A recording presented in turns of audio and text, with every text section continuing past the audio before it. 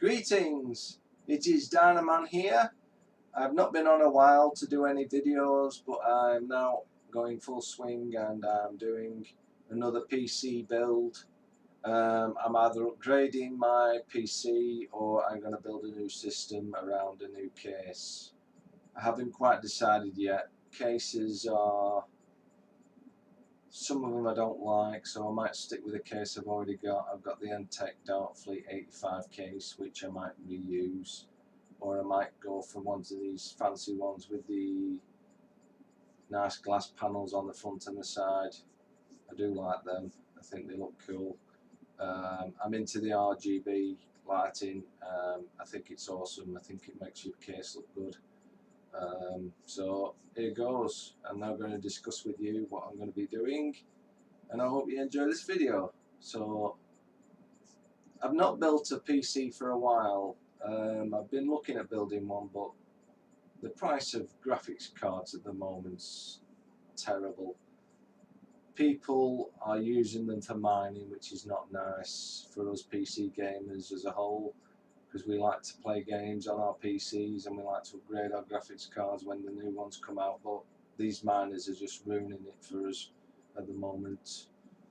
I've got two 980 GeForce GTX cards in my system, which unfortunately I'm going to have to reuse because there's no way I'm paying £1,000 for a new graphics card for 1080 Ti. I think it's ridiculous, the price of them. The miners have ruined it for us at the moment, so what can you do? So let's discuss what I'm going to be doing. Right, first off, I am going to upgrade. I'm going to start off with the main component, or the main component of the PC, which is the motherboard. I am going to upgrade to the X399 platform. I've always stuck with AMD from the start, and I think they make nice processors, and I've been very impressed with them. But a lot of the boards, when I was buying the processors at the time, had DDR3 on them and PCI 2 lanes, which aren't that fast. And then I waited a while, and then I heard about the Ryzen chips coming out, so I waited for them to come out. I don't just jump on the bandwagon though when a new processor comes out. I always wait, because the prices do fall even a couple of months later when they've come out. The prices start to fall, so that's what I do. I wait at least 6 months, and then I will jump on the bandwagon, because all these new motherboards, what they've brought out for these new processors, they'll have things what need updating in the BIOS, because they're fresh boards, fresh processors, so they're going to run into these little problems on these boards. Yeah. So what I'm going to do is, I'm now going to show you the motherboard which I'm going to be building this system around, and I'm very impressed with it. A lot of people don't like the Asus at the moment, the boards for the X399s, they don't like them. Something to do with the sockets on them, the TR4 sockets, which I think it's user error really. If you take your time and you screw each screw in a little bit and then tighten them all down, you won't have a problem. But if you try and screw one of them down, one of the screws on these sockets, it will pull the back end of the socket up, which means that them two screws at the back won't go down and reach the other threads. So if you start them all off like a quarter of a turn, say, on each one, go around them, and then tighten each one down, you've more of a chance of doing it. And also you could trash your motherboard as well if you don't do it right.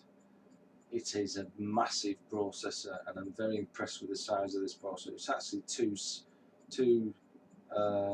CPUs on one die. What they've done is very clever. They've used this very ingenious linking system for the processors under the bonnet.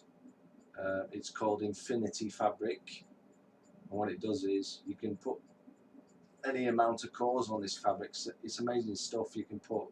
You know, they actually make, AMD actually make a 32 core processor. Yes, they do, for the servers. Now, I'll show you the board. I think you'll be impressed. I've got it. I've got the Asus ROG Zenith Extreme motherboard, the X399 board. They're a lovely board, and I've always been into these boards, but they have been expensive. But I've decided, let's go the whole hog and build this system properly. I'm not going to skimp on it, so I'm going to get a decent motherboard, decent processor, and upgrade the memory. Well, put new memory in. Everything I'm going to have to start from scratch because I've been on DDR3 memory from Corsair, and I've never had a problem with it. So I'll be sticking with them. I'll be putting the Corsair memory on this board. People are using G-Skill and everything else, but I trust Corsair. I've had a lot of their stuff and it's been very reliable. I've had water cooling off them. I've had power supplies. I've had memory, you know. So stick with what you know and what you think is best. That's what I think. So I'll show you the board now. It's an impressive piece of kit. What we'll do is we'll move the camera down so you can see what I'm doing. We'll go through what the board has to offer.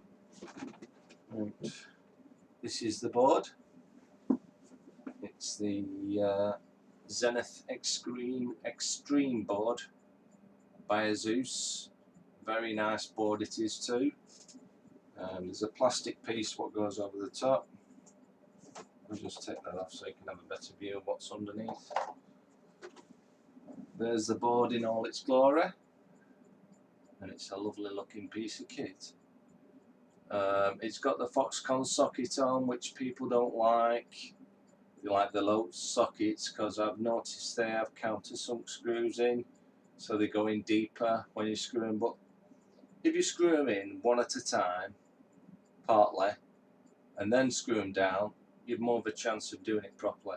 If you try and screw one screw down and then try screwing them all, the others down, it won't happen. It won't work. So that's the board. Got a lovely heat sink here covering up your bridges. You know, it's either your north or your south bridge. I don't know which one it is under there, but under there as well is an M.2 card, which I've never used before. I've used SSDs before, but this is a new technology to me, and I'm on a slight learning curve at the moment with this. So once you unscrew this here, under there's an M.2 space to put your card in there, and also you get a riser card here which you put on, and you can put two M.2s on that as well. On these boards as well,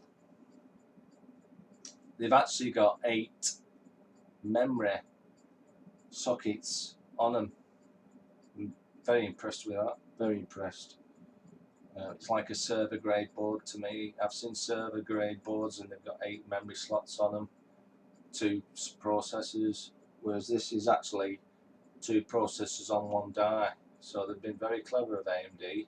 They've actually not just made one processor with 16 cores, they've actually fitted 2 processors underneath it, and they've used this infinity fabric which connects them together so they can communicate with each other. The beauty of that is they can add more cores to it, so you could end up with a 32 core system when they're finished, you know. And they keep shrinking the die, but I think they can only go so small with the nanometers before they run out, well, before they hit a wall, and they can't go any smaller. 7 nanometers is impressive. It's minute. It just blows me away thinking about how they make these processors. It really does. How they can make things so small you can't even see them with the human eye. You have to microscope them to actually see what's in there. It's amazing. blows my mind just thinking about it. Anyway, it's me rambling on. Let's just get on with the board. So here we have another cover here. Under there's a fan which cools all the VRAMs down on the sides of the chip. These do get hot, so they put a little fan in there, clever enough. And there's also a little OLED screen here which tells you your temperatures and everything of your CPU, your memory, your hard drives and everything else. Very clever little screen there, what they've added. Nice little touch. You will need, if you're going to go for this board, you will need 2 8-pin CPU headers for your motherboard. This does use a lot of power, this board, so that's another thing I'm going to have to upgrade to, another power supply. The list is endless, so I'm going to have to get a new power supply with 2 8-pin sockets on it. You've still got your 24-pin here, you know, one. So what I'm going to do, I'm not going to be greedy and start off with 128 gigs of memory. That's just outrageous. I've got 16 gigs in my system and it's done me alright, so I'm not going to go stupid with it. What I'm going to do is, the next thing I'm going to purchase is the CPU. It's going to be the AMD 1920X, 12 cores, 24 threads. That's going to go in here. I might even film me putting it in here because I don't think you'll have a problem. If you do it properly, you're not going to screw anything up. If you rush and screw one screw down all the way, you are not going to tighten the other 2 screws. It stands to reason because it's going to rock that bracket when you're screwing them down. So if you do each one a bit, start the threads off, you have more chance of actually tightening the thing down and not damaging your motherboard. So that's another tip for you guys. If you're going to go with the X399, I'd do that. So let's start again. Right, I'm going to start off with 32 gigs of DDR4 memory at 3200 speed, which is fast enough for me anyway. So they're going to go in alternate slots. There's actually grey slots on this board and black slots, so it tells you sort of where the memory goes, which is good. You've got 4 PCI Express lanes. The beauty of this processor as well is it's got 64 lanes on it. 64 lanes, that's incredible.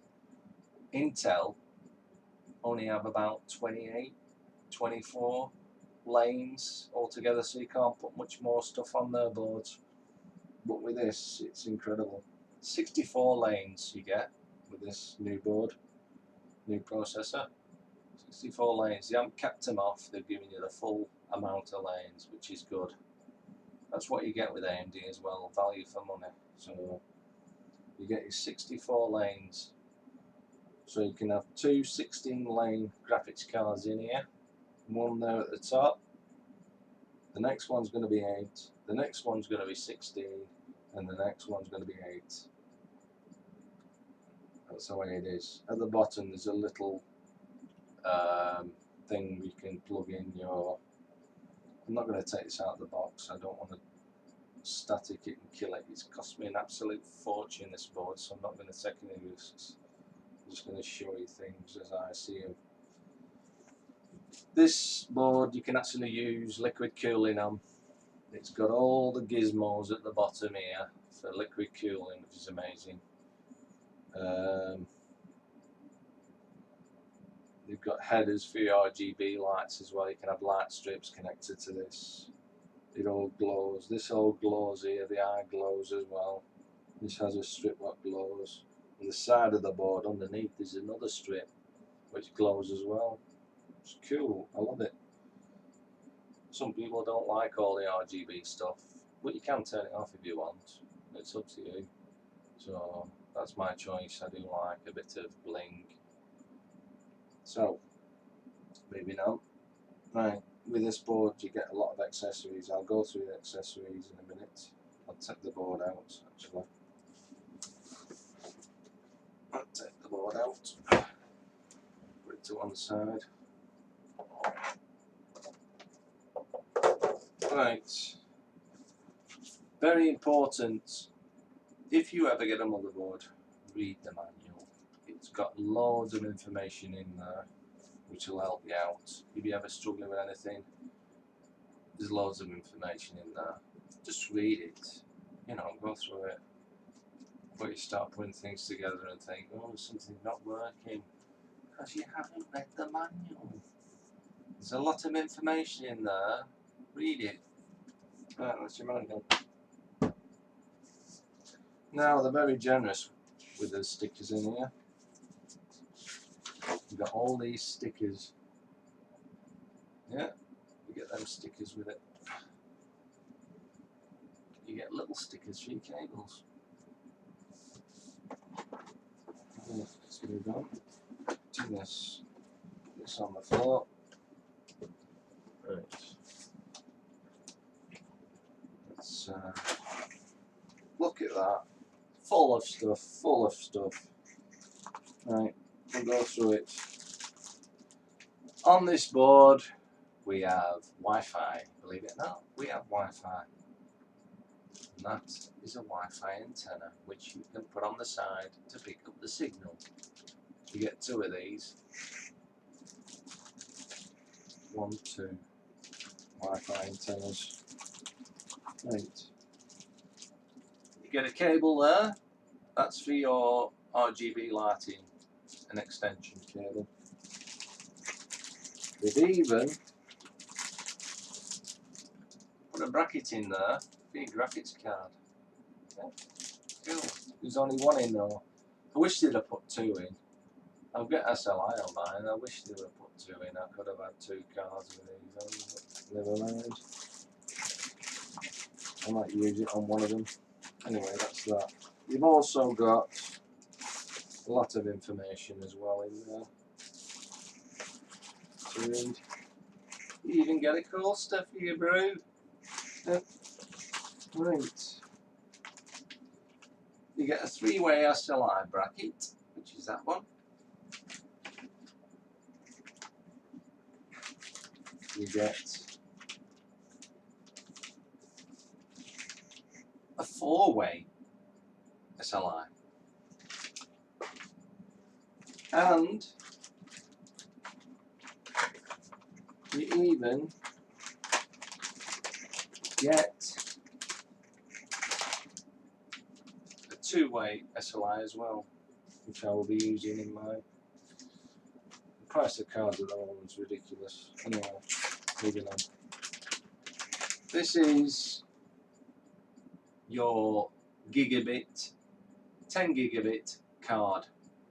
It doesn't speed your internet up, it speeds your connection speed from something like you connect this computer to another computer, you'll get 10 gigabit speeds as long as that's got 10 gigabit in it as well.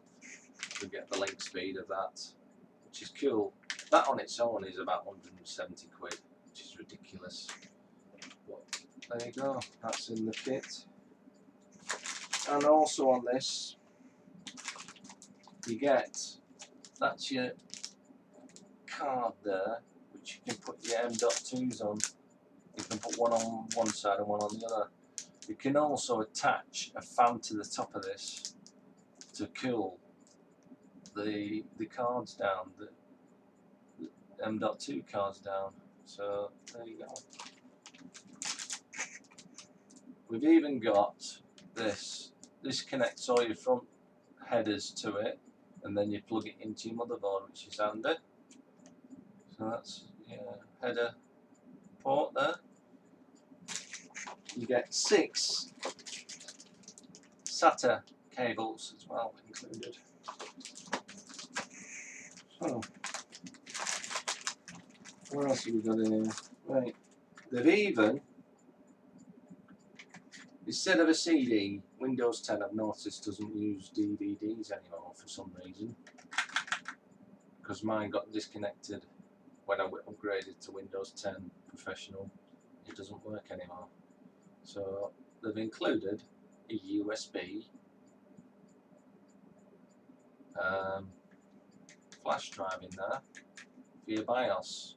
So you download your BIOS, put it on there, flash your board and it's updated. How clever is that? Right, what else have we got? Oh yes, moving down. Something else I didn't point out what you get. You get also in this, you get this. This is an extra fan header for your fans. You can attach up to, I think, 4 fans on this card. Yeah, it's a fan header card you get with it as well. And that's the cable for the fan header. You even get a cool nifty log symbol in the box. And all the little nuts and bolts you need, screws to tighten the M.2 cards down, are included.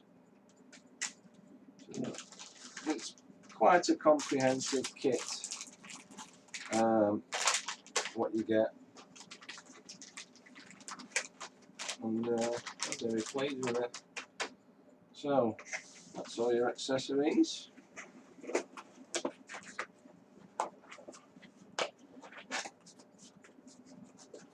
In the box, put it back in there.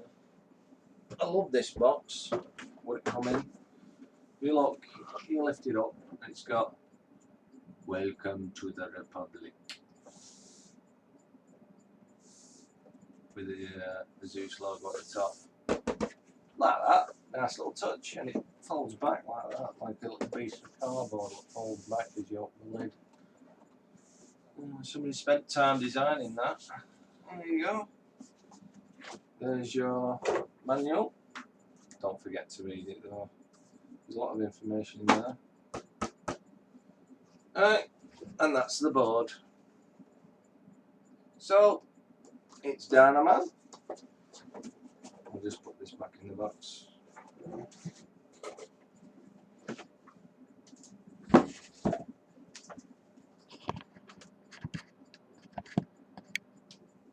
So,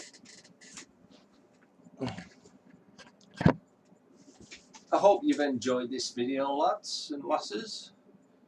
I will be getting the CPU very soon, and I will be installing that on the motherboard before it goes in the case.